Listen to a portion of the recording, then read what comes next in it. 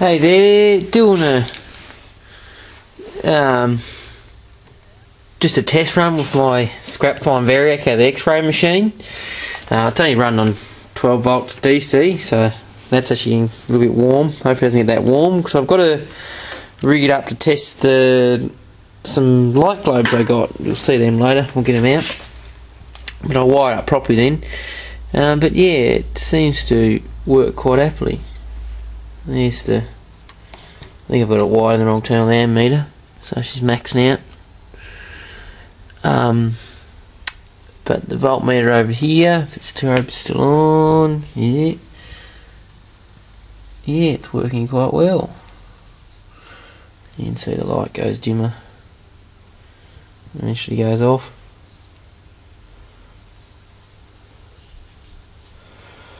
Nice and open, so make up a nice box for it. I might just go to JCar and see if they've got a sort of box that size to mount it in, put a few holes in it and whatnot. Be good, I've got a veriac. Anyway, I'll keep playing. Back again, it's in the vise, tried to hook 240 up to it and it started to smoke.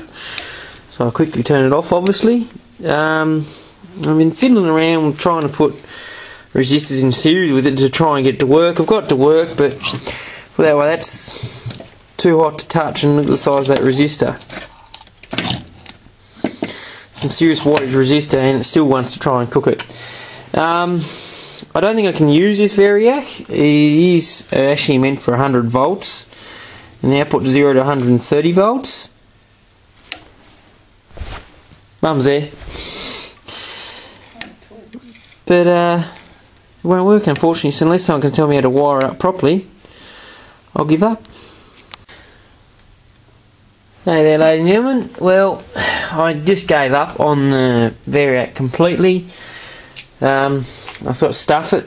They came from these lights I've been trying to get the veriac ready for actually came from a abandoned power station. I'm not going to say where it is, because the fear it might get broken into and souvenired, but I took these from the spare parts shed. They had been lived in by a rat because I should get him off to get him.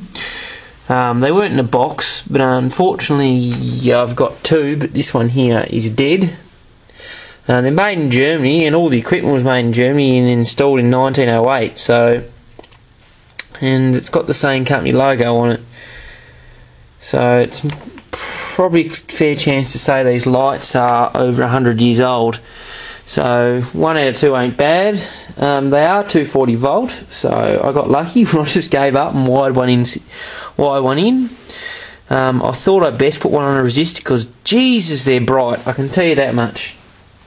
Righto, moving a nice vintage switch I pulled out of a rewire the other week.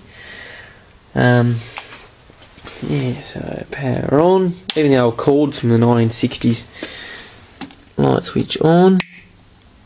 And the only modern thing on the bench is the dimmer I've got out of my parts. Here we are, look how bright that is. That is ridiculously bright.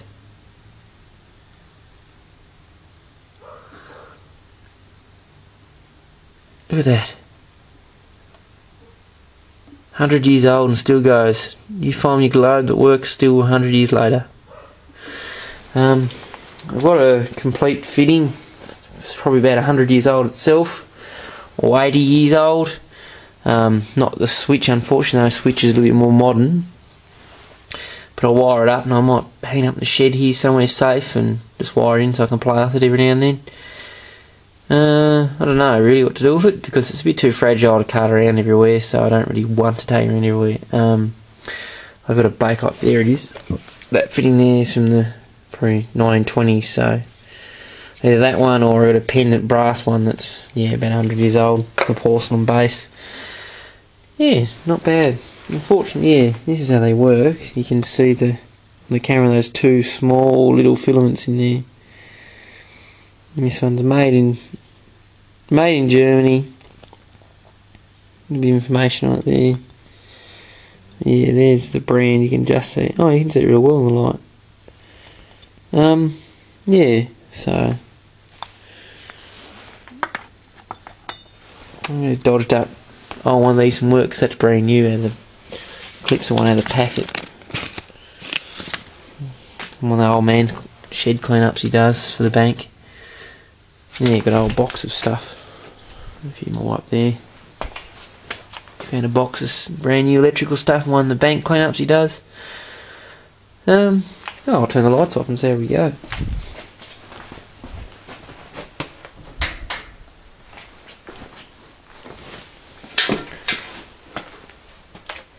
Camera focus, there we are, look at that.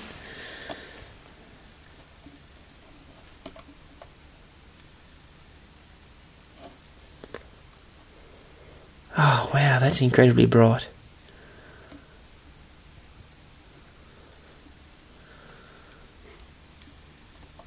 We've been doing that all its life, running on the alternator. The power station is varying up and down. If you look, I don't know if you can see it with the camera,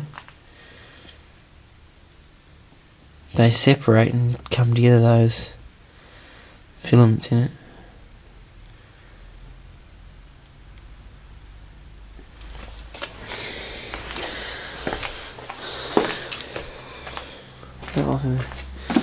Anyway, look at that. Play it all day. It's incredibly bright. So bright.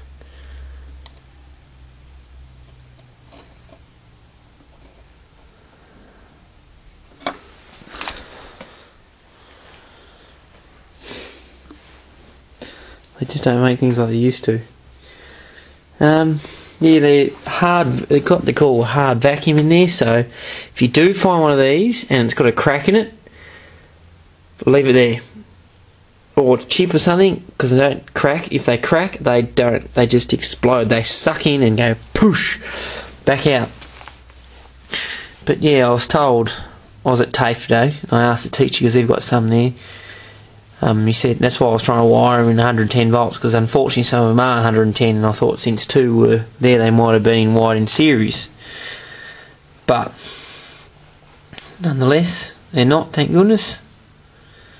So, just to see another day.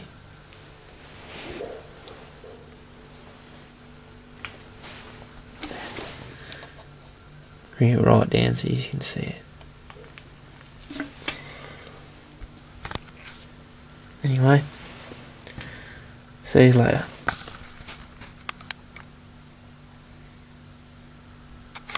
Stop camera.